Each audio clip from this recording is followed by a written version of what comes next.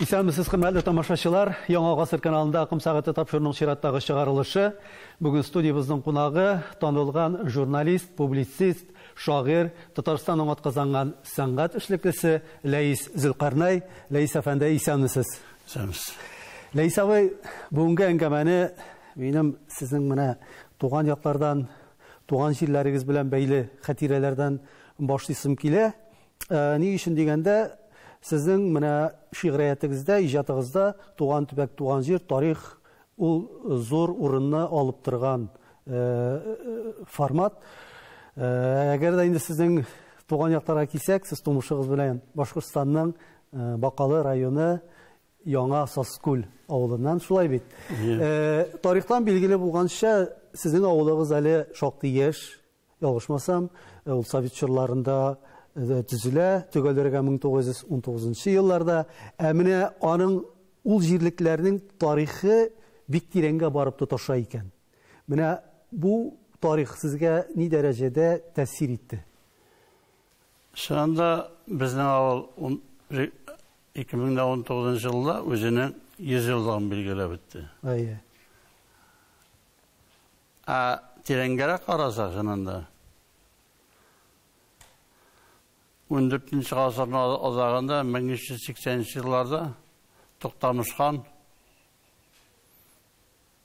Төньяк Кавказ, Кырымнан күчмә татарларын, Ноғай татарларын Агыйдел, Кама Аккүйләргә күчереп утыртты. 200 меңләп. Алар 17 мең арба каңгыларда киләләр. Каңгыл зур арба дигән сүз. Хуҗалык савырлар тиелгән. Безнең авылда шул вакытта, авылга да шул вакытта нигез салынган булырга мөмкин.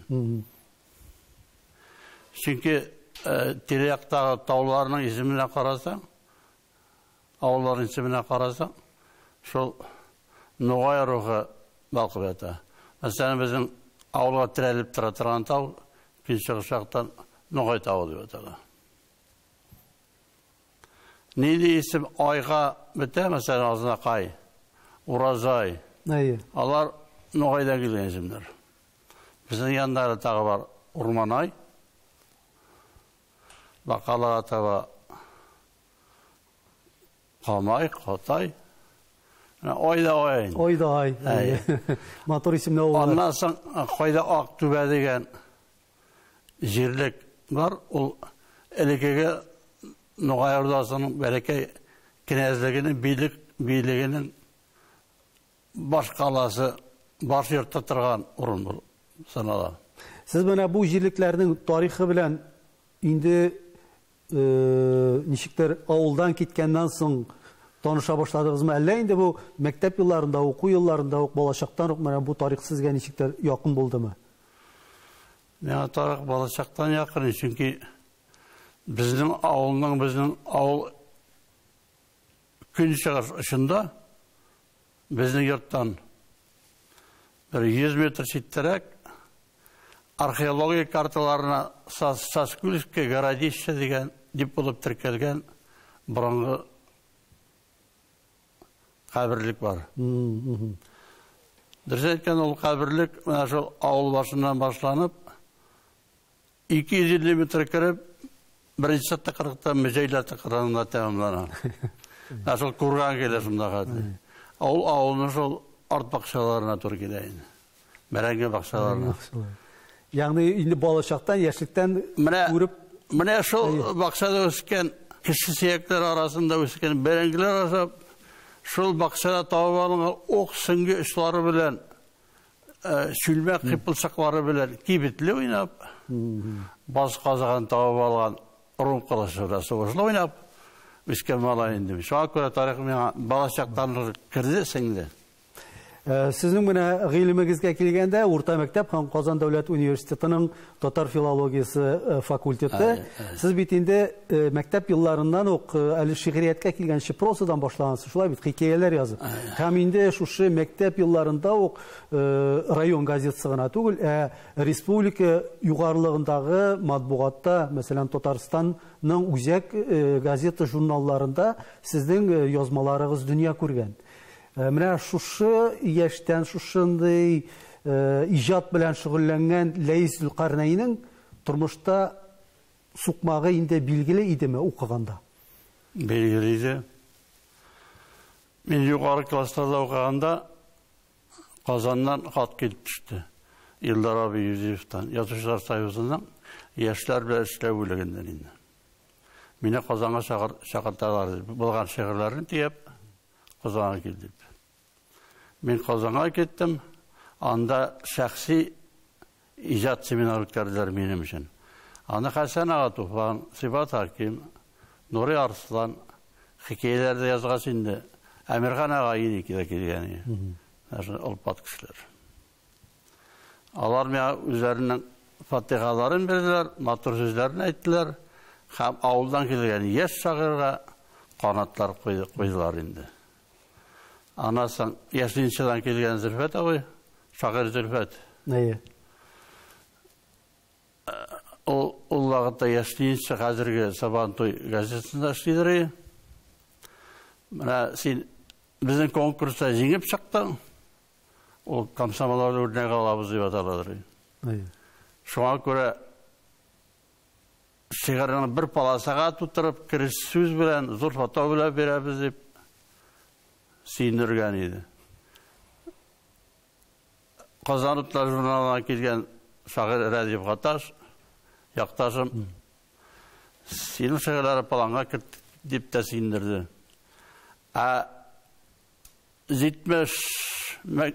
1975 елда хикәяләрен басылып чыккан Идел альманахы шигырьләремне алып калырга булды.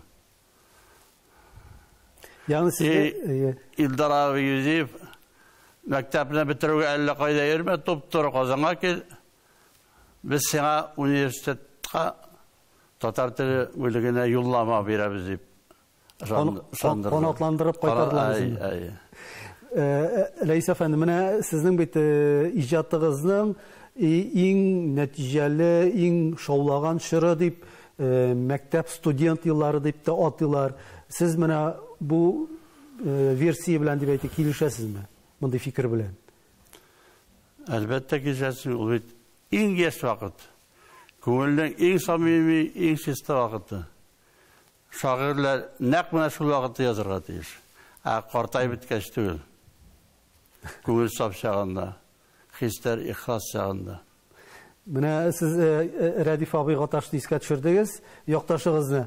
Аның сезнең хакта язган мәкаләсендә шундый юллар бар. Шигырьгә иртә, бик иртә килде һәм сирәкләребездә генә була алганча өлгөреп килде дигән. Менә өлгөреп килде дигәнгә нинди мәгънә салына? Менә сез ничек аңлыйсыз аны? Мәктәп елларында ук шагыйрь булып өлгерү нәрсә ул? Өлгерү, мәсәлән, Есенин китабын ачып карасак, аның бала чакта язган шигырьләре китапка кергән. 15 елда ук. Аңа ул вакытта 13 яшьләр булгандыр. Менә шул вакытта язган шигырьләр китапка кирдек дәрәҗәдә була. Димәк, өлгергән шигырьләр була. Аларны ачып укыйсыз, әле дә шаккатасың матурлыкларны. Сез менә үзегез ничектер сизә идегезме, менә язган шигырьләрегез әйме шул вакыттагы булар инде гомерлеккә менә шушы китапка керәчәк һәм ниндидер минем иҗатымның төп юнәлешләренең багажының берсе булачак дигән фикер бар идеме ул? Бәяләү дип әйтик үзеңне. Бар иде, чөнки мен әйтеп торучылар бар иде. Әйтеп торучылар. Шулай икән. Минем бер туган абыем Фәйз Зөлкарнәй мен мәктәп елларында укыганда Казан дәүләт университетында укыды. Үзебезнең тарих татар теле филологиясе факультетында. Ул миңа бөтен китапларны ташып торадыр, үзе укый торган. Ул искечә татар язуы, тарих китаплары, мәсәлән, Идегәй дастаның самиздаты, менә шундай әйберләр мине кулга эләгәдер. Анасы тарих буенча кызыклы әйберләр алып кайтадыр. Казанда нинди шагыйрь бар, нинди яшьләр бар, һәм алар узган айдагы, узган атнадагы нинди шигырь язар мин белеп торадыр. Мәсәлән, вакытта абыйлар заманында укыды Габделнур Салимов. Ол яшли бек өзеншелікке келген шағыр. Ол вақытта сигарета кіріп ятайды Шәукәт Қадилшев. Аның Тоқаран есімі шағыры бар еді, ол вақытта популяр. Йөрәгіміз шуқай Тоқаран деп бітейін ақыр. Мәхәббәт түрінде шағыр. Фәйіз Зülkarnay турында сүз шыққан екен, сұрап кетейім әлі Ләйс әфәнде. Қызғаныш аның ғұмыры қысқа була, мына ол 46 яшында ялғышмасам әйме, ел халәкәтінде фажиғалы түсті вафат була. Идел журналының баш редакторы, язучы, тәнқидчі булган кеше, һәм сез аның кул астында, шушы журналда эшләдегез бит әле шактый еллар әйме.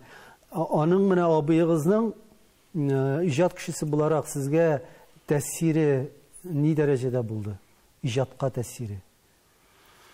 Яңа сөйләп киттем. Бөтен белем, гыйлем, шигърият турында абыйдан килде. Ол мені иң беренче чиратта образлы фикерләргә өйрәтте. Шигырьдә образлы фикерләр иң төп үзәкнең берсе. Кеше образлы фикерләй алмаса, шигырь булмый ратта. Шигырьдә образ үсәргә тиеш, ул докумантларга тиеш, кешенең күңелен алып кирип китәргә тиеш. Ну, шигырь турында азак сөйләп тору. Шигырь турында сөйләгәнче шигырьдә үзен укырга кирәктер бугай. Эшле шуна башлап җибәрик. Әйдәгез, берәр шигырьне укыйк. Җилкәнне утрау. Сакты җилләр, копты тулкын, ил карабын җил сөрә. Кайсы юллар, нинди упкан, тарта безне җан сырап, дәртмәнд. Тамырларга асылынып мендем ярга, саумы ата-бабалардан калган атау, тау-тау дулкын, талдым езіп, хәл алымшы, һәр күзәнәгем комаң булып ятсын тарау.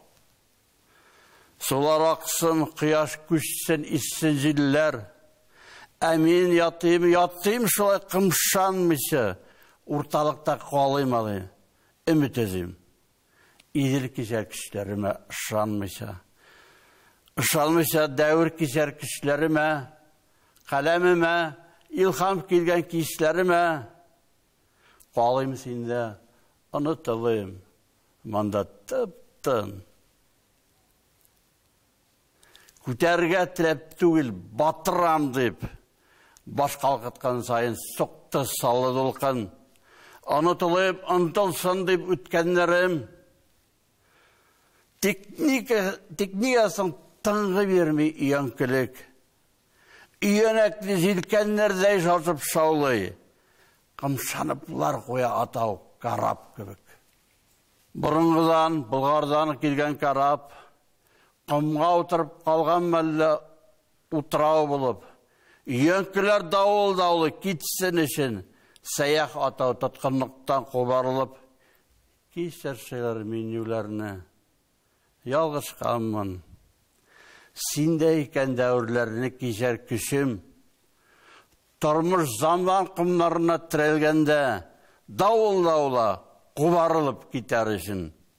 Әрнулер бар, таш жүрекіне ретірлік, язмышларыны бұрып тұтқан бір шулар бар. Қубарып алман қыртылықтан хәтірлеріне, битарафлық сайлығына жанны қубар. Йолдыза шүт түймәсіне әйленгенде, бәйлегенде нәфіс көзі, нәфіс жанжал. Қубарып ал мақсатларының түбенліктен, матурлықны хәләкеттен қубарып ал. Тау-тау лолқын, ил жилкенлі ярсы атау. Шаулы дауыл, ұзғалыр біз сүйінішіп, баш қалқытқан сайын суға салды долқан, суға деймәк, ил көтәріліп кетсін үшін. Рахмат, Ләйс абай. Менә біз енді студент еллары турында біраз ғана фикір алыштық. Казан дәүләт университетінің татар филологиясы факультеты Сез бит студент елларында Гази Нурмурат, Ләбиб Лерон, Иркай Зайдуллалар белән сабакташлар булгансыз, шулай бит. Бүлмәдәшләр. Бер бүлмәдәшләр дә хәтта ие. Менә 1986 елда сезнең дүртәүләп төшкән фотосурәтегез бар икән. Мин аны Гази Нурмуратның публицистик китабыннан табып алдым. Һәм аның астына шундый сүзләр дә язылган, сабакташлар да диелгән, сакалдашлар да диелгән. Сез дә дүртегез дә сакаллы. Әйеме, бүгенге көндә инде сез барыгыз да танылган язучылар, шагыйрьләр, инде сез кем әйтмешли сакалдашлар гына түгел, ак сакалдашлар дип тә әйтергә буладыр сезне. Әйтегез әле, менә бер яктан караганда сезнең менә дүртегезнең иҗатында тирән фәлсәфә, тормыш, дөнья турында уйланулар ята, һәм ничектер менә иҗатыгыздан инде бер аваздашлык бар сыман. Моның берәр сәбәбе бармы, әллә бу сезнең менә шушы бер чор, бер заман, бер буын балалары булуыннан килә микән? Бер стиль дип әйтү арттарак әйтү иде. Әйе, Чөнки бер шагыйрь өстенлек бирә, сүрәтле образга өстенлек бирсә, икенче шагыйрь җил давылны жүгәнләп хиссә ташкына бирергә ярата. Шагыйрьлектә бер-беребезгә охшаш булу дигән сүз, ул менә шул биттәге безнең кыяфәт ягыннан ат дагасын хәтерләткән сакал миктагына түгел микән дип уйлыйм. Бик фәлсәфи җавап булды. Инде сабакташлар турында сүз чыккан икән, менә Иркай Зайдулла белән бәйле тагын бер хатирәне генә искә аласы килә. Ялгышмасам, сез аның белән әле укырга кергәнче үк газета, журнал битләре аша читтән торып инде танышкан булгансыз һәм ничектер сез аңа көрәштә игълан иткәнсез. Фикергездә бар, таза биллек көрәшчегә охшый дип әйткәнсез сез Иркай турында. Менә аның белән көрәшергә туры килдеме, юкмы? Бу көрәшү мәгънәсе инде иҗат дөньясындагы көрәш турында сүз булгандыр. Бу көрәш шунда иҗат мәйданындагы көрәш турында сүз бара. Без аның белән иҗат мәйданында гомер буе көрәштә Аллага шөкер. Хәрәмләшмәскә, аяк чалышмаска, яшь шагыйрьләргә мастер-классларда күрсәттек бай кебек. Яшь вакытта Иркай мәктәптә укыган елларында басыладыр яшьлинчек ялкын журналында. Ул вакытта мәрхүм Фәннур абый Сафин эшләде анда. Фәннур абыйның шигырьләрен укып та тормыйча, шунда көтеп җибәрәдер. Яны үзе гитәде, үзе эштергән җигет тәрбиясендә. Минем шигырьләр басыладыр яшьлинчедә. Анда шагыйрь Зөлфәт эшләде. Анда да миңа яшел салынганы. Һәм әлбәттә без бер-беребезнең шигырьләрне карап барадыр һәм үзара матур ак көнләшү белән көнләшәдер. Иҗади бәйгә барган инде сезнең ике арада. Шул вакытта иҗади көрәш барадыр инде. Рәис әфәнде, менә сезнең беренче китабыгыз Балачак күге. Әйме, менә бу шигырьләр җыентыгына нигездә сезнең мәктәп елларында һәм студент елларында язылган шигырьләрегез тупланган. Һәм иң гаҗәбе шунда, әлеге җыентык белән сезне Советлар Союзының язучылар берлегенә кабул иткәннәр. Бу ялгышмаса 1984 еллар. Университетны соңгы курслары. Минем хәтерем ялгышмаса, менә Советлар Союзының язучылар берлегенә бик яшьли кабул ителгән язучылардан мин Рауль Файзуллин гына бар дип белә торган идем. Менә бу уңыш дип әйтик. Бу бит инде искитәрлек, әле университетны тәмамламаган егетнең башын әйләндермәдеме? Баш китәрлек уңыш бит инде бу, бер карасаң. Шунда Рауль абый бик иртә кергәнче, мин Союзга кергәч, матбугат йортының 9-нчы этажында күрештек тә, ул минең кулны кысканы. Мине уздырдың дип. Менә бит. Мен бір жылға аңынан иртерек кірдім. Иртерек, Эстер Язучылар Бірлігіне. Ну, әлі шымының бұлағына бітмейді. Мәне ертеге әзірленіп кел. Мәне жұмат бұғат ертімнан Сүйінбеккен мен арасына қазір Қозансы бойла езіп барабыз.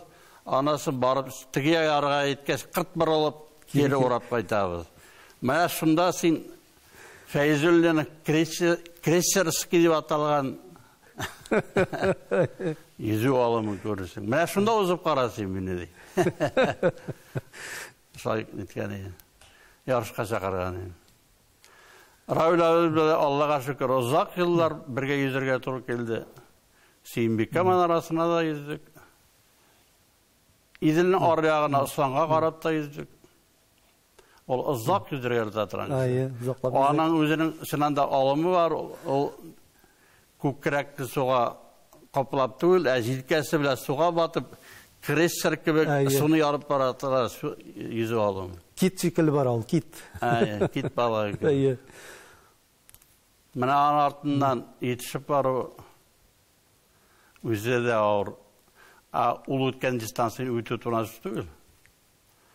Оның традициясы бар енді, әр ел сайын өзінің туған күнінде 4 августта Фәйзүн езулер өткеру. Мына ол езулерден мен көп қатнашып, қол аяқтанып, көп шанықтырдым. Балық қанатыларын. Сізнің ижатығызға бейе берген мәқалелер, язмаларда мына шундый сүзләргә дә тап булырга туры килә. Дәрвиш шагыйр, көче бар һәм курыкмый дигән сүзләр. Менә дәрвиш дигәндә, димәк, дөнья малына, дөнья байлыгына кызыкмыйча яшәүче Ләйсүл Карнай дип күз алдына китергәме? Бұл сөз мәғлумат туры келмейді, башлап кетек. Чөнки дәрвиш ол йорты булмаган, сәяхәтче, дөнья бойлап байланы берген кеше.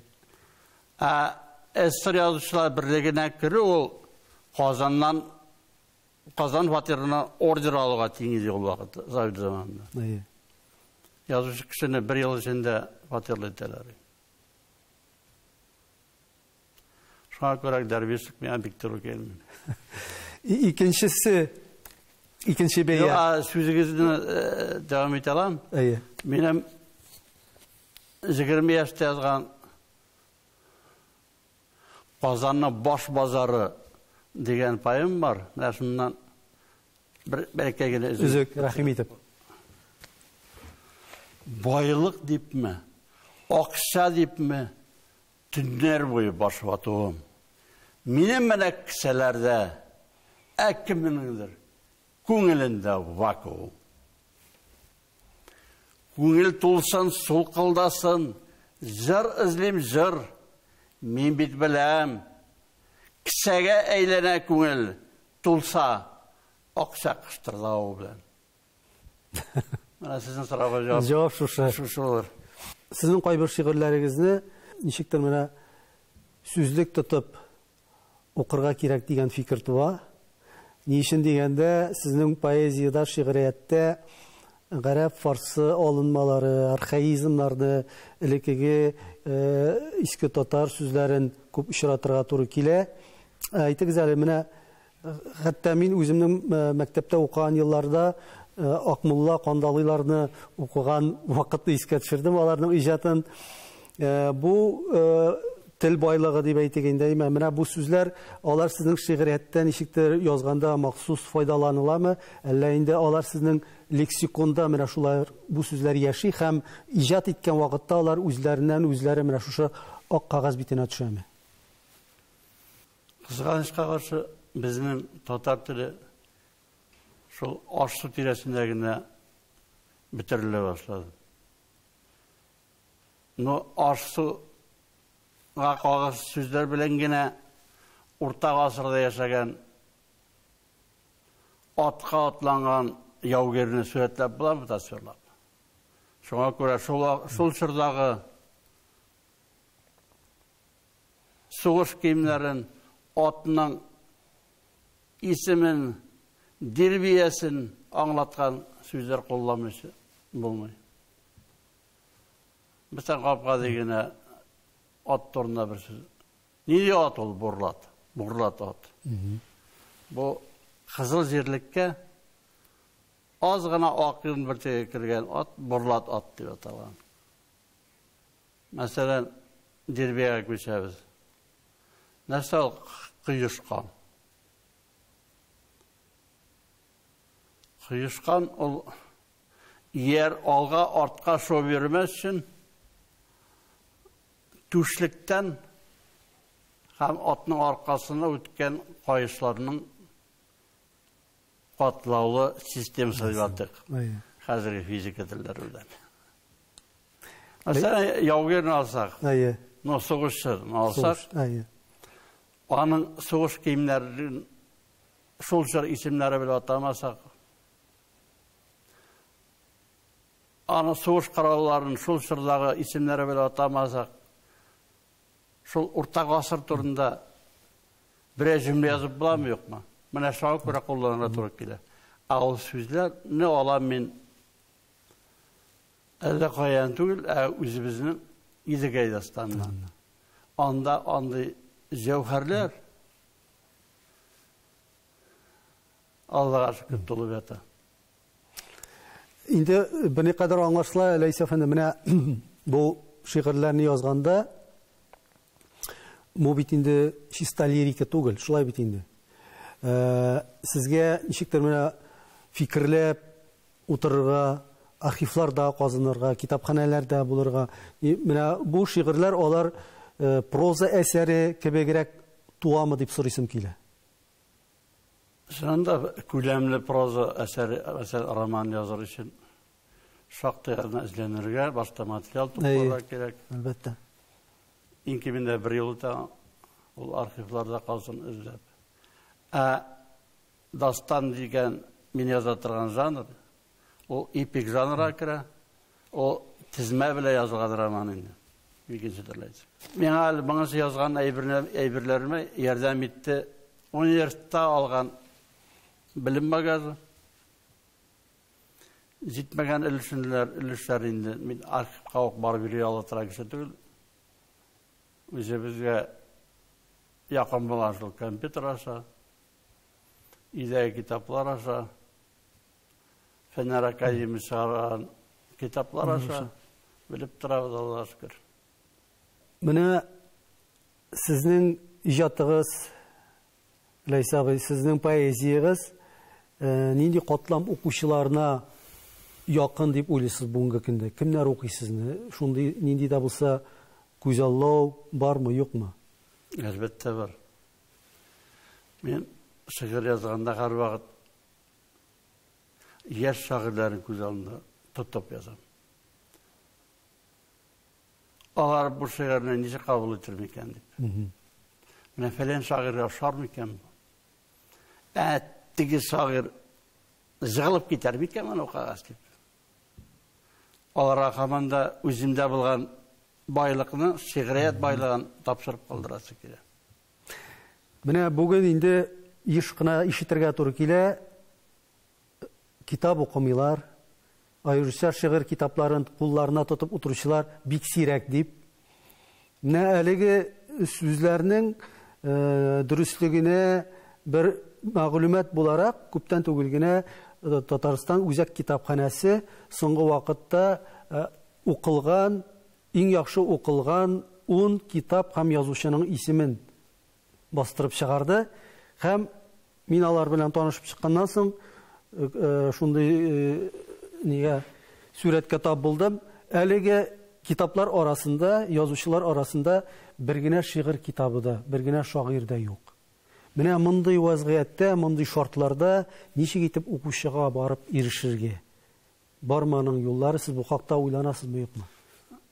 Әлбәттә уйланам. Шигырь беренче сыйфатта элитар укучыга аталган. Әгәр кеше үзен бик югары зәвыклы элитага керә дип уйлыйкән, ул шигырь укырга тиеш. Укымый икән, димәк, ул гыйбат инде. Kabul ediyoruz. Gıybet okuyacağım. Anan zavukı da üstmegen diyorsunuz. Şu an her kim, o yüzden hürmetken her kim şiir okar atıyız. Менә абыйның әйткән сүзе бар. Яш чагында шигырь укымаган, шигырь язып карамаган кешене врачка күрсәтергә кирәк дип. Менә бу сүзләрнең төбендә дә шушы сорауга җавап ята. Әйтегез әле, менә бүгенге көндә сез үзегезнең шагыйрь буларак миссиягызны нәрсәдә күрәсез? Миссияның иң төп беренчесе үзем туган телемнең җигәр куәтен бар тулылыгы күрсәтү. Аның аһәң яңгырасын бар киңлеге белән шагылдырырга тырышу. Моңа күңелне күз кылаклар томаланган кешеләрдә күрерлек, ишетерлек сакланырак булсын. Һәм тел алдагына әйтеп үткәнчә исән сау калсын, безнең шигырьләрне киләчәктә дә укырга насыйп булсын. Шулай, амин. Бер цитата сезнең үзегезгә ничектер бәя бирү формасы микән инде ул, менә әйтеп китәрсез. Мин үземне тормышта күзгә күренмәс вакыт агышына җәтмә салган, шигырь аулаган мөрид дияр идем.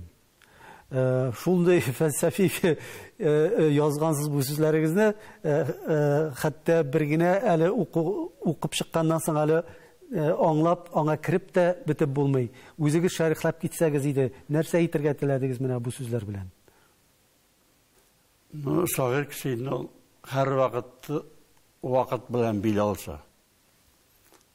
Вакыт төшенчәсе белән. Чөнки иҗат ул мәңгелеккә калу өчен дәгъва кылу.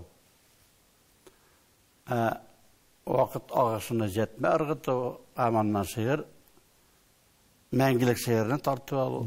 Менә дәгъваның бер түре. Мәсәлән, Архан елгасы буендагы сакланып калган күлтәген таш язмасында ул борынгы рун язу белән язылган, татарча язылган балык сүрәтле тамга бар. Менә ул балык сүрәтле тамга шул шигъри текст эчендә инде 1000 елдан артык үзе. Менә тагы да катлаулырак бер образ булды безгә. Тагын бер табышма сезгә дигез. Рәис абый, әйтегез әле, менә бүгенге татар әдәбиятында безнең халыкара мәйданга чыгарлык шигъриятме ул, прозамы, нинди әсәрләребез бармы, юкмы? Булса, алар чыгалармы, чыкмасалар ник чыкмыйлар? Без менә Шекспирларны, Гёцеларны укыган кебек, кайдадыр Европадан да Ләйзүл Карнайны, Иркай Зайдулла, Газинур Муратларны укырлармы киләчәктә? Бер идешегемдә укырлар, Алла белсә. Менә андый әсәрләр бармы дип сорадыгыз татар әдәбиятында. Мин бөтен татар әдәбияты турында җавап бирә алмыйм. Минем менә бу узганны кабатлау исемле китабымда андый әсәр бар. Ул Алтын Урда дастаны. Ул китапның шактый өлешен алып тора. Бу шактый калын китап, 500-дән артык битле. Ул анда 160 бит алып тора. Аның хикмәте күләмендә генә түгел, эчтәлегендә. Әйе. Бу инде сезнең менә әле соңгы табадан төшкән чираттагы китабыгыз, шулай бит инде. 21 елда. 21 елда, әйе. Алтын Урда дастаны, аны кайбер әдәбият галимнәре инде тарихи, шигъри повеста дип атадылар, дастанда, әмма ышанда түгел. Безнең татар халкыбызның Алтын Урда чорыннан башлап бүгенгә кадәр булган тарихын чагылдырган әсәр. Шулай да менә бу тарихи поэмага алынуга, язырга нәрсә тәргеш бирә сезгә? Менә карасак, бездә татар бик күп төрле бит инде. Әйе. Төрле Рәсәйнең бөтен тарафына сибелгән һәм аларны шул бер татар исеме генә тотып тора. Әле моңа кадәр безнең тарих нәрсә белән шикләнде? Болгар тарихы белән генә. Но Болгар тарихына карап кына татар тарихын аңлап та, белеп тә, аның тирән фаҗигасын гомумән тотып тоеп булмайды. Әміне Алтын Орда тарихын білу. Яғни, узғанны қабатлау. Мына китапның іші узғанны қабатлау деп аталады. Ол Сібір татарларының, ол Әстерхан татарларының, ол Қазан татарларының неге бір халық екенін аңлата да қоя. Міне біздің битінде Алтын Орда шыры, biz әйтәбез, ул безнең төрки халыкларының уртак тарихы дип әйме. Шул вакытта бездәге татарлар Алтын Урда шырында яшәгән безнең борынгы бабаларның biz варислары дип тә үзебезне атыйбыз. Һәм менә бу поэма, бу әсәрегез сезнең башка төрки халыкларга да укырга кызык булмас иде микән? Аны шушы башка телләргә тәрҗемә итү мәсьәләсе күтәрелмиме? Тәрҗемә итү мәсьәләсен ишеткәнем юк. Менә башка төрки халыкларга да кызык булыр дигән әйбер халыксыз. Шуннан да мен бу поэманың үзебезнең тугандаш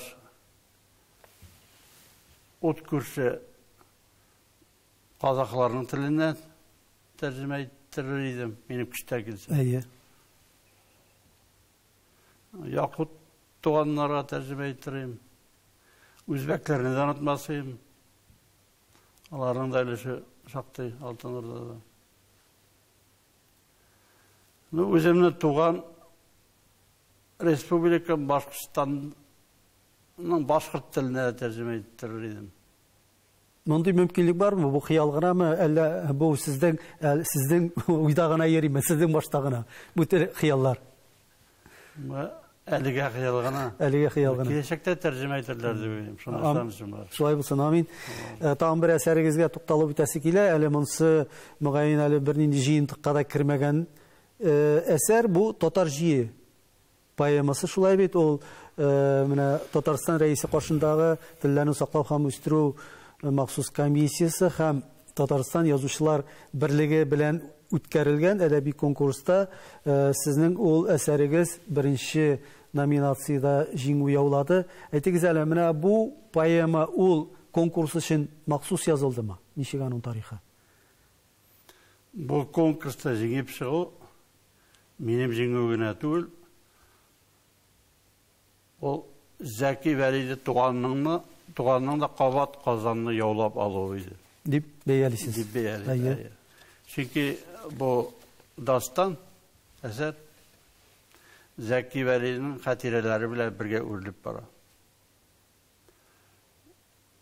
Зәки Вәли кем икәнен аңлатыр өчен үзенә бер тапшыру кирәк. Кыска гына әйтеп әйткәндәй, ул Башкортстан Республикасына нигез салган сәясәтче, бөтен дөньяга танылган шәркыятчы галим. Мәсәлән, без Ибн Фатлан турында күп сөйләдек бит, Болгарга килеп, мөселман динен кабул итүдә катнашкан гарәбилче турында. Менә уларның кул язмасын, юл язмасын табып алган кеше. Кайдан тапкан диген? Афганистаннан Иранга чыкканда бәләкәй генә бер шәһәрчеккә туктый. Аның иң беренче шәһәренә туктаган җирдә һәр вакыт китапхана эзләп таба, китапханага бара. Менә шул бәләкәй шәһәрченең китапханасында шушы кулъязманы табып ала. Менә шул кулъязманы ул фәнни хәрәкәткә китереп җибәрә. Һәм ниһаять ул безгә дә кайтып җитә инде. Иҗади конкурс дигәннән Ләйсә әфәнде, сезнең өчен менә ни дәрәҗәдә матди кызыксындыру, акча ул иҗатка мотивация булып тора? Бармы аның берәр тәэсире? Иҗатчылар инде ике төркемгә бүленә. Һөнәрмәнд иҗатчылар, шагыйрь язучылар, ягъни язып кына акча эшләүчеләр. Аларның башка җирдән керемнәре юк. Менә алар әлбәттә бер җиһатта шуның белән кызыксына. түлеу көп деген керек. Түлеу мәселесіне келгенде бұрынғы вақытта яхшы түләгәннәр татарда. Мәсәлән, Дәртмәнне алык. Алтын прескалар хоҗасы, ул Оренбургта үзенең нәшриятын тоткан. Менә бер вакыт Галимҗан Ибраһимов килә.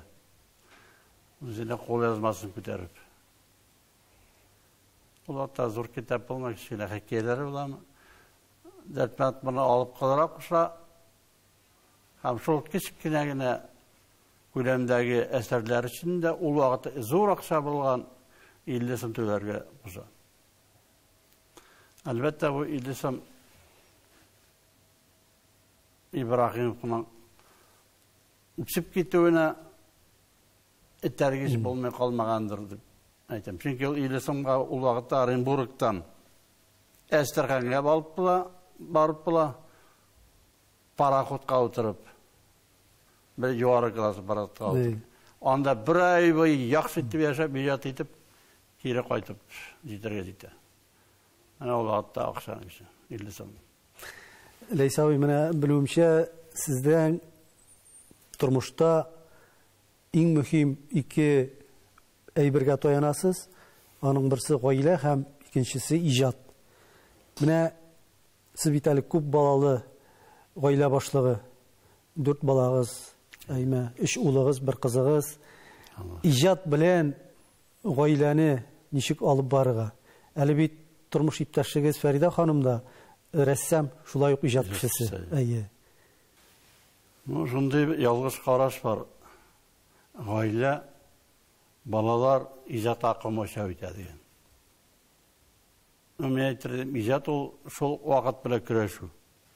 Менә синнән ижатыңнан киләчәктә нәрсә торып каламы, калмыймы, аны беркем дә вәгъдә итә алмый.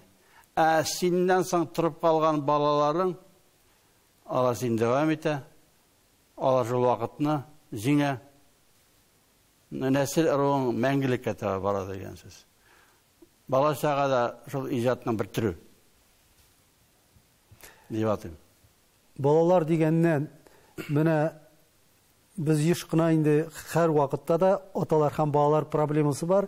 Өлкәннәр инде балалардан күп вакытта канагать булмыйлар. Сез бүгенге яшьләрдән, бүгенге буыннан канагатьме? Әллә сезнең дә аларга нинди булса кискен дәгъваларыгыз бармы? Ата кеше буларак. Юк, алар кискен. Балалар, аталар конфликті yok. Өлкен олым айны 30 тирәсе. Менә бер 30 яшьтә. Ул мен белгән һөнәрләр инде белә. Әйе. Шуның булаксы да. Үз кулы белән үз йортын салып, бала үстереп, агачлар үстереп яшәп ята. Allah'a şükür bizim gençler. Akşa degenden, umman turmuş degenden, sizin bit icad biyografiyası, hizmet biyografiyası da devlet matbuat organlarında işlev şurğuz deb aytik. 20 yılga yakın, tügelerek etsek 18 yıl çıga. Şuşu yıllar devamında siz Yalqın jurnalında hem İdil jurnalında işleysiz. Hem ondan sonra internet çıganaklarda yazılgan biyografiyagızga bәйле İdil jurnalından soň Leyla Zülkarnay biznes kommersiya yönelişine gitti deyip. Şunun bilen tuktala. Siz bu ülkede özünüzü taptınız mı, yok mu, nişik bulup bitti bu? Aldanıp akça işlev benim halk fiilime doğru gelmiyor. Men etik kiskine'den üretken hünerler bilen akça işleri öğrendim. Jigit kişiye 70 hünerler az degenini öz ilkemde tatıp öz işime bildirdim. Şunu da taptım akçanı. Allah'a şükür. Hem o hünerini ülken olumda Күтәреп алды, дәвам итә. Бу сер булмаса нинди һөнәр дисең? Төзелеш әлбәттә. Төзелеш.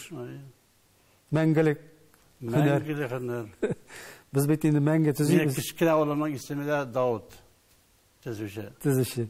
Төзүче Давыт исемендә. Ләйсә абый, шулай да менә кабатлау булса да, шундыйрак фәлсәфи сорау бирәсем килә. Татарның үткәне, бүгенгесе һәм киләчәге. Сезне менә шушы җөмләдә, шушы мәгънәдә нинди сораулар борчый бу юнәлештә?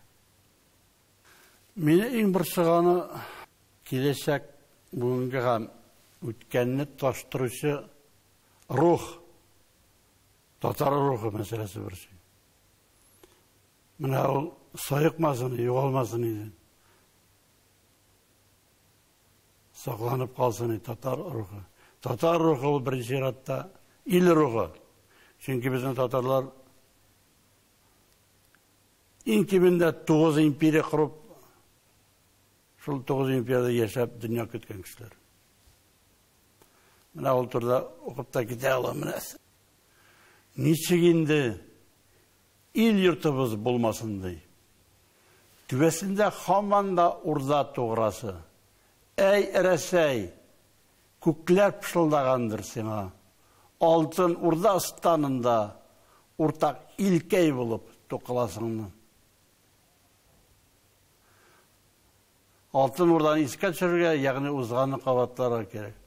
Алты урдан тастаны әнә кат-кат кабатлый.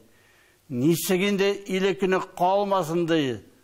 9 империя кырган гаяр тукымның әй рәсәй, син ул алтын урда станында кырыс татар ырысы булып тукылдың. Рәхмәт, Ләйсә абый, эчтәлекле әңгәмәгез өчен. Киләчәктә дә сезгә иҗат уңышлар теләп калабыз. Үзегезнең тирән, мәгънәле, фәлсәфи поэзиягыз белән, шигъриятегез белән безнең халкыбызның күңеленә үтеп кирип, нәкъ менә аның рухын ныгытып яшәргә сезгә. Рәхмәт сезгә. Рәхмәт.